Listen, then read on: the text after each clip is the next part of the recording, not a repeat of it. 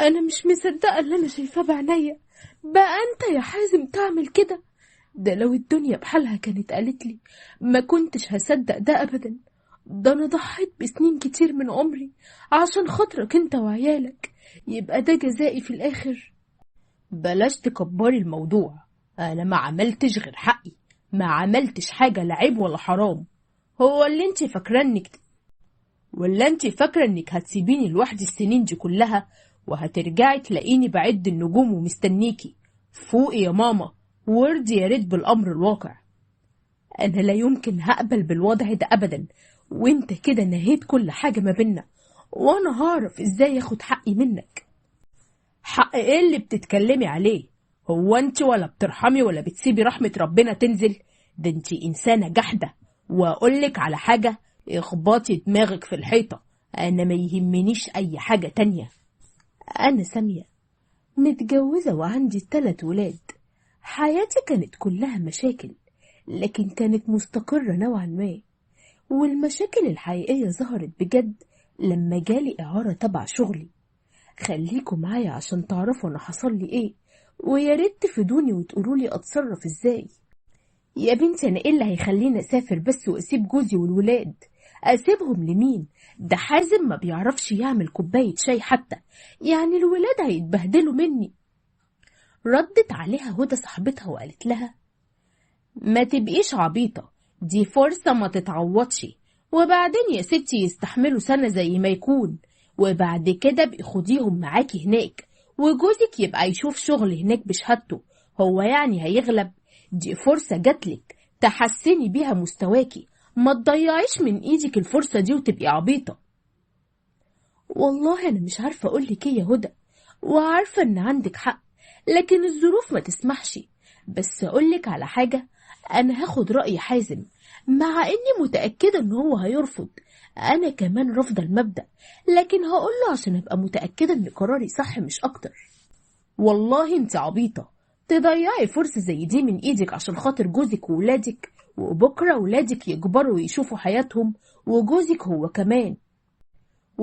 هو كمان زي كل باقي الرجالة شايف نفسه وبس، وانت اللي هتندمي مش اكتر. على العموم انت حرة، انا قلتلك رأيي بالامانة. وفضلنا نتكلم شوية، وبصراحة انا كنت مذبذبة. جزء مني كان عايز نسمع كلام هدى واسافر، والجزء التاني كان خايف على عيالي. وعشان كده لما روحت وبعد الغدا قعدت اتكلم مع حازم واخد رأيه. مش انا جاتلي اعارة تبع الشغل بتاعي، بس طبعا انا مقررة ان ارفض. انا بس قلت اعرفك عشان مش متعودة اخبي عليك حاجة يا حبيبي. انت ازاي ترفضي حاجة زي كده من غير ما تقوليلي؟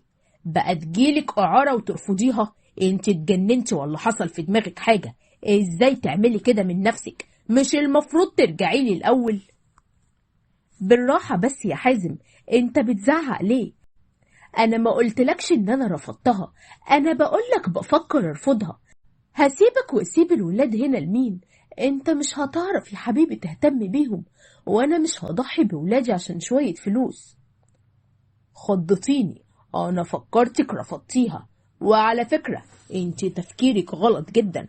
انا هعرف اهتم بالولاد قوي يا ستي. لو على الاكل فانا هجيب الطرق الاكل من على النت، او حتى اشتري لهم اكل من بره، وهعمل لهم كل طلباتهم، ما تقلقيش خالص. لكن حرام تضيعي فرصة كبيرة زي كده من ايدينا.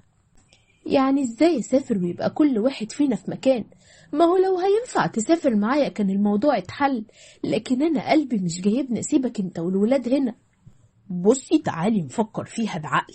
احنا لو قعدنا هنا عمرنا كله مش هنعرف نعمل حاجة، ويا دوبك هنعرف نصرف على الولاد بالعافية. لكن انتي لما تسافري هيبقى في فلوس زيادة، هنعرف نشتري لكل واحد من ولادنا شقة ونصرف عليهم كويس، يعني مصلحة من كله. ويا ستي يمكن تقدري تشوفي لي شغل هناك واجيب الولاد واسافر لك انا كمان. هدى صاحبتي بتقولي كده، ان اسافر سنة ظبط كل حاجة واشوف لك شغل، وبعد كده بعتاخدك انت والولاد. بس انا مش عارفة ازاي هستحمل السنة دي. يا ستي اهو سنة تعدي زي ما يكون، وابقي بعتيلي فلوس. وابقي ابعتيلي الفلوس اللي بتشتغلي بيها كل شهر عشان احوشها واصرف على العيال هنا كويس. ما تقلقيش من اي حاجة خالص، انا هظبط كل حاجة هنا كأنك موجودة واكتر. ما كنتش مقتنعة بالسفر ورفضت، لكن حازم بقى عامل معايا مشاكل في البيت وبيكلمني في الموضوع ده كل ما يشوفني، لحد ما وافقت وسافرت. وما قدرتش استنى سنة، لكن بعد شهور بس شفت له شغل هناك عشان اخده معايا، لكن هو عمل مشاكل وساب الشغل. انت عملت مشاكل وسبت الشغل ليه؟ ده كان شغل كويس قوي ومرتبه حلو، انت بتعمل كده ليه؟ انا هشوف لك شغل فين تاني دلوقتي؟ هو انا كل ما اجيب لك شغل هتعمل مشكلة وتسيبه؟ العيشة هنا مش رخيصة، وانا مش هقدر اصرف على البيت والولاد لوحدي. انت لازم تشتغل عشان تشيل معايا ونقدر نصرف على الولاد. بصراحة كده يا سامية العيشة هنا مش عجباني، وانا ولا هعرف اعيش هنا ولا هعرف اشتغل هنا. انا هاخد الولاد وارجع مصر. نرجع مصر ازاي؟ انا لسه العقد بتاعي باقي فيه اكتر من 4 سنين، ده انا ما اشتغلتش غير شهور بسيطة، يعني مش هقدر اصفي شغلي دلوقتي. انا ما قلتش ارجعي معانا، انا والولاد هنرجع، وانتي اشتغلي ال5 سنين دول وبعد كده بقي سيبي الشغل وانزلي، نكون عمل لنا قرشين كويسين في ال5 سنين دول. ابعتيلي فلوس شغلك انا هحوشها واشتري شقة واصرف على الولاد كويس ونشوف حياتنا، مش لازم احنا الاتنين نقعد هنا. انا مش موافقة على اللي انت بتقوله ده خالص، انا مش هسيب ولادي لوحدهم عشان شوية فلوس. لو نويت تنزل مصر انت والولاد يبقى انا هنزل معاكم، ومفيش اي مجال بالنسبة لي للمناقشة في الموضوع ده تاني. طالما انت مش قادرة تستغني عن ولادك يبقى انا هسيبهم لك هنا وانزل، وشوفي بقى هتبقي تعملي ايه لما تفسخي العقد هنا ويرفضوكي من شغلك هناك. انت اللي بتضحي بمستقبل الولاد مش انا، عشان ما بتفكريش بعقلك. انت ازاي بتعمل كده؟ انا مش مصدقه انك انت بتجبرني ان اسيب ولادي وافضل هنا. انا جيت الشغل هنا غصب عني لما انت برضو اللي ضغطت عليا. هو انت عايز ايه يا حازم؟ انا عايز مصلحة الولاد مش اكتر، لكن انت بتتصرفي بأنانية. انا مش انسان اناني. شوفي هتشتري مصلحة ولادك ولا هتبيعيها، ولا هتقرري عليه انا هعملهولك. هتشتري ولادك وتقعدي هنا ولا هتبيعي ولادك وتنزلي مصر؟ فضل يناقشني ويضغط عليا بالولاد ومصلحة الولاد لحد ما بقيت مجبرة إن أوافق غصب عني. وفعلا أخد حازم الولاد ونزل بيهم مصر، وفضلت أنا أشتغل هناك، وكان كل شوية يتصل بيا ويطلب فلوس. أنا عايز فلوس يا سامية، يا ريت تكتري الفلوس اللي بتبعتيها شوية. يعني انت بتقبضي مبلغ كبير قد كده وفي الآخر بتبعتي لي ملاليم. أنا هصرف على الولاد اللي هنا دي ازاي؟ فكي ايدك معايا شوية.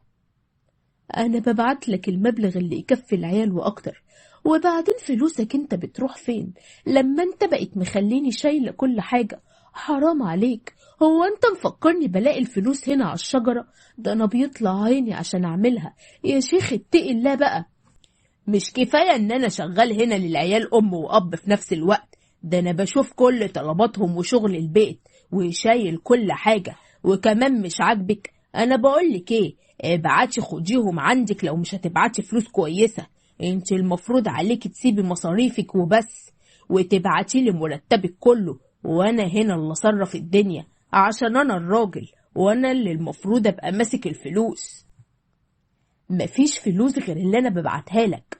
والله لو فضلت تضغط عليا يا حازم لصفي الشغل وانزل واللي يحصل يحصل، وابقى شيل البيت انت، طالما انت شايف ان كل اللي ببعتهولك ده مش مكفيك. خلاص، ولا تصفي شغل ولا حاجة، طالما انت عايزة تفضلي مضيقاها على الولاد كده خلاص يبقى انت حرة، لكن انا مش هستحمل الوضع ده كتير عشان تبقي فاهمة.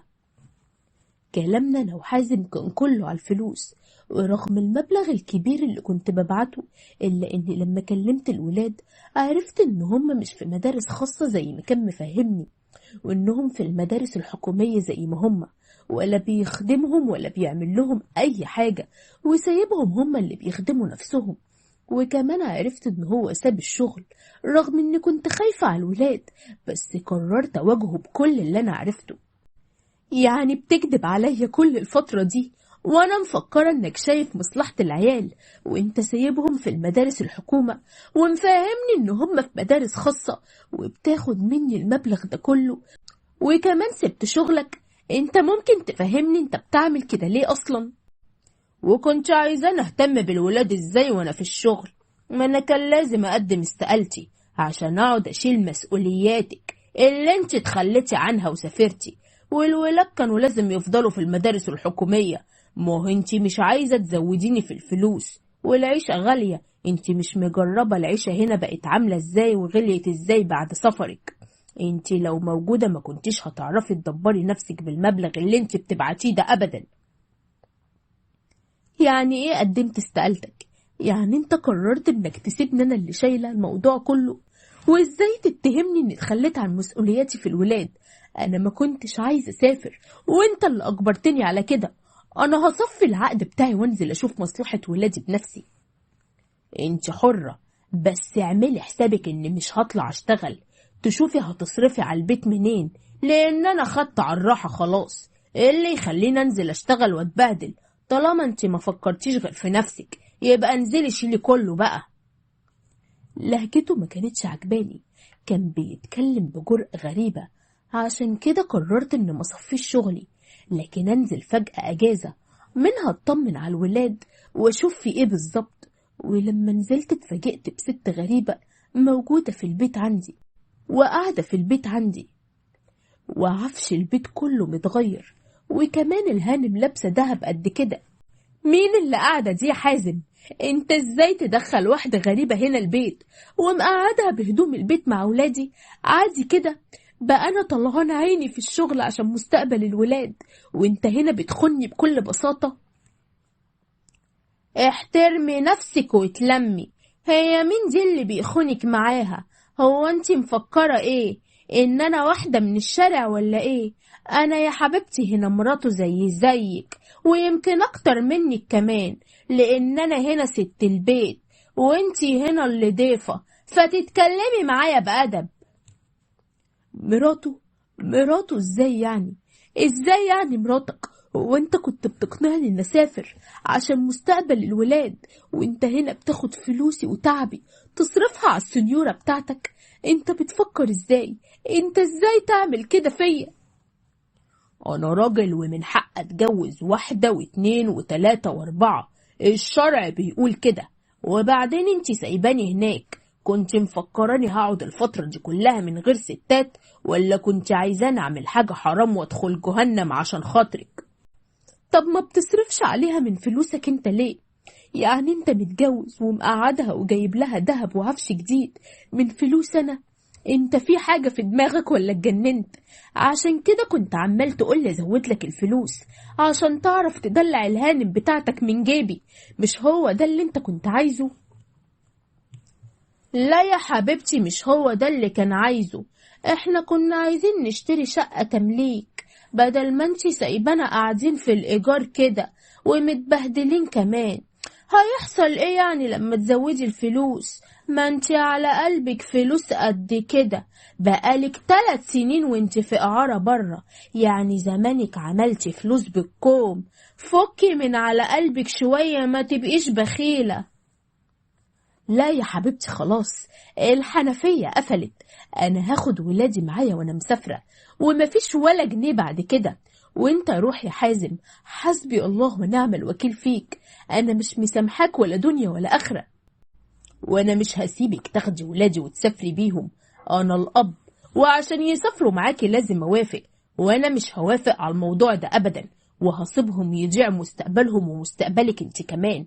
لو عاوزاهم يسافروا يبقى تدفعي. حسبي الله ونعم الوكيل فيكم. حاولت اخد ولادي معايا وانا ماشية، لكن حازم ومراته رفضوا واتخانقوا معايا وطردوني من البيت. عشان كده مشيت وملقتش مكان اروح فيه غير عند هدى صاحبتي. دلوقتي انا مش عايزة حاجة غير ان انفصل عنه واخد ولادي، ولا اكتر ولا اقل.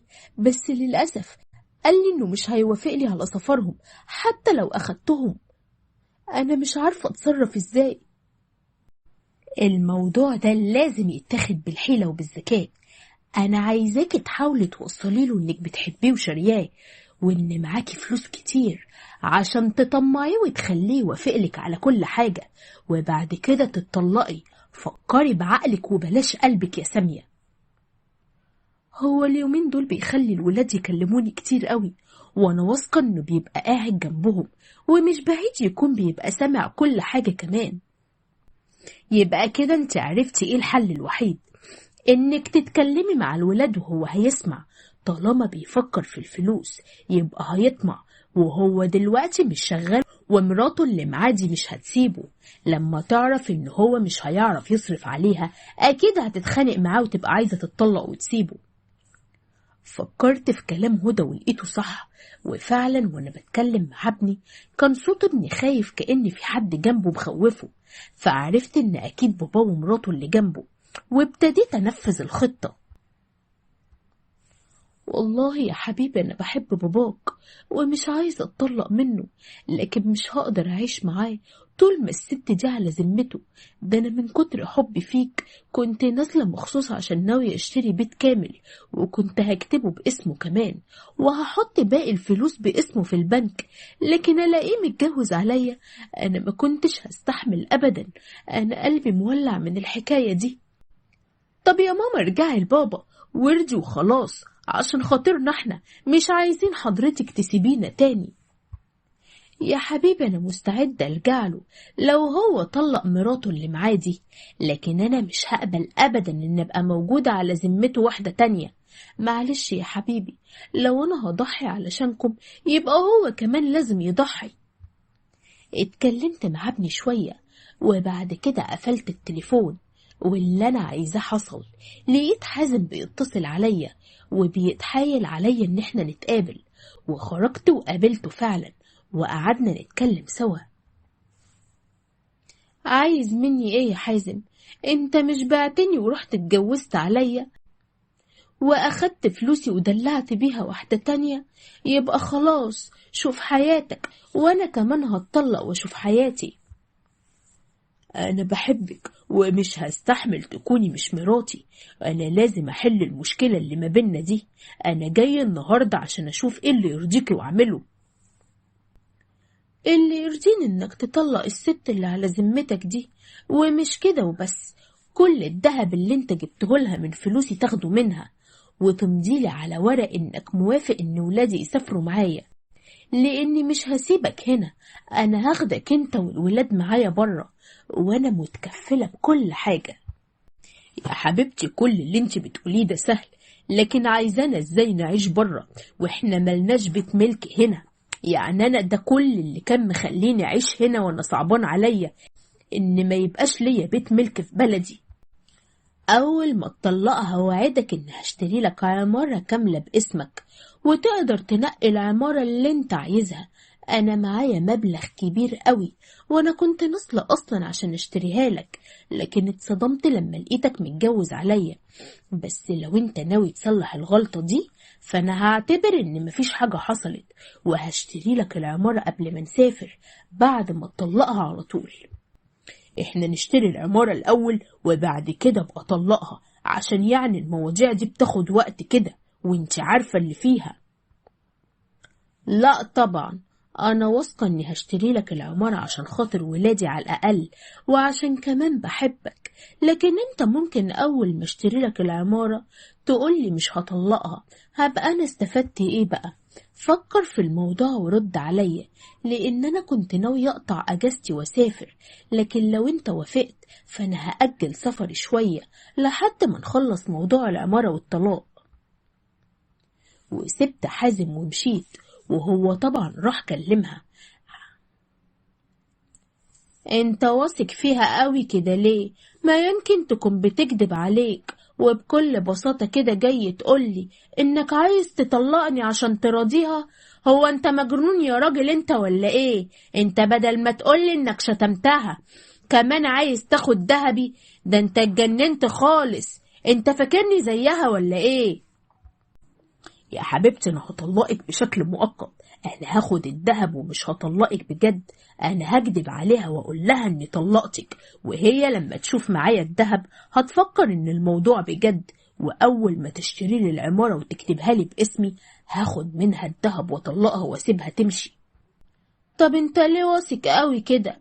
ما يمكن تكون بتقولك كلام وخلاص عشان تمضيلها وتوافق على السفر وتاخد العيال والذهب وتطلقني، وبعد كده هتقولك أمك في العش ولا طار. لا ما تخافيش، سامية عبيطة ما يجيش في دماغها الكلام ده خالص، ما تعرفش تفكر التفكير الخبيث ده. وبعدين في كل الأحوال أنا كنت هسيبها تاخد العيال معاها، ده أنا كنت بهددها بس. أنا ما بشتغلش دلوقتي ومش عايزة أشتغل، أنا هصرف على العيال منين لو سابتهم معايا هنا؟ أنا كنت بضغط عليها بيهم مش أكتر. ما تقلقيش، أنا واثق 100% وعارف أنا بعمل إيه. اقفي بس جنبي عشان ما نضيعش الميغة دي من ايدينا ونرجع انا وانت للفقر تاني.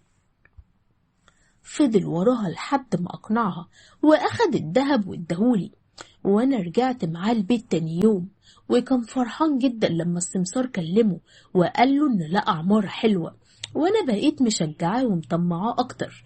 ونزل عشان يقابل السمسار، واول ما نزل غيرت كالون الشقة، ولما جه يفتح ولقى الباب ما بيفتحش اتجنن وبقى يتخانق.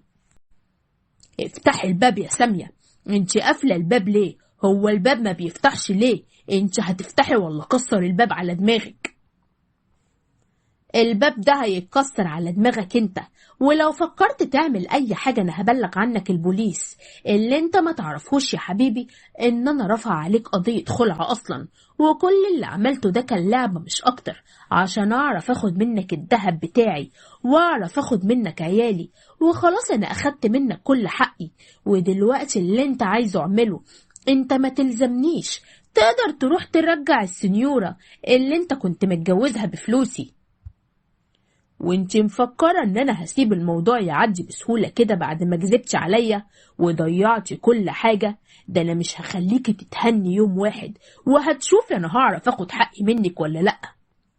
فضل يتخانق ويزعق، والجيران اتلموا وفضل يخبط على الباب لحد ما كان فعلا هيتكسر. فواحد من الجيران طلب البوليس، ولما البوليس جينا عملت محضر تعدي، وهو عشان ما يتسجنش ووافق انه يطلق بدون شوشرة. وانا بعت عفش الشقة وبعت الذهب اللي هو كان جايبه للزوجة التانية، واخدت ولادي معايا وسافرت. وعرفت بعد كده انه هو لما حاول يعيش مع مراته التانية رفضت واتطلقت منه، لانه خلاص ما عندهوش وظيفة يصرف منها عليها. وانا اتطلقت منه ومش هبعت فلوس تاني، وحتى الذهب اللي كان جايبه لها انا اخدته. وشافت ان هي هتبقى خسرانة لو رجعت له، وبقى قاعد لوحده بيتكلم مع ولادي عشان يستعطفهم عشان اقبل ارجع له. بس انا لما لقيته هيأثر على الولاد اخدت منهم الخطوط القديمة وكسرتها، ومنعتهم انهم يتواصلوا معاه غير على فترات ومن خلال تليفوني انا.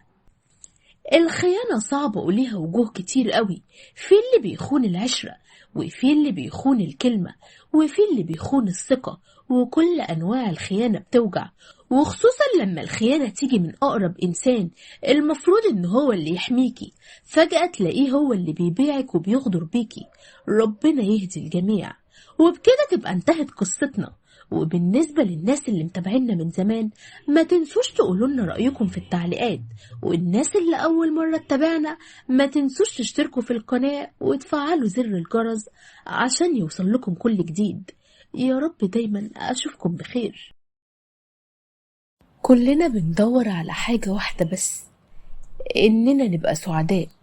وبعد تفكير وتحليل طويل، قناة حكايات وبنعيش جواها ووصلت للروجيتا السحرية، إننا طول ما احنا عايشين لازم يكون عندنا يقين وأمل إن أحلى حب في حياتنا لسه ما عشناهوش، أحلى طعم لسه ما دقناهوش، أحلى مكان لسه ما رحناهوش، أحلى كلام لسه ما قلناهوش، وأحلى يوم لسه ما عشناهوش. لازم يفضل جوانا أمل ويقين، ونفضل مستنيين الحاجة الحلوة الجاية، وهتيجي بإذن الله. القناة دي اتعملت عشان تكون مكان الأمان والصدق لكل واحد فينا، مكان تحكي فيه وتسمع فيه قصص تمس قلبك وتديلك أمل جديد في الحياة. لو عندك قصة نفسك تحكيها وتبقى أنت بطل الحكاية، ابعتها لينا واحنا هنحكيها للناس ونشوف رأيهم في التعليقات. تقدر تتواصل معانا على جروب الواتساب. ويلا بينا نبدأ ونصلي على أشرف الخلق سيدنا محمد صلى الله عليه وسلم، ونشوف أحداث قصتنا اللي جاية هتاخدنا لحد فين. لكن قبل ما أحكي بدعوكم تعملوا لايك للفيديو واشتراك للقناة، وياريت تفعلوا الجرس عشان يوصل لكم كل جديد.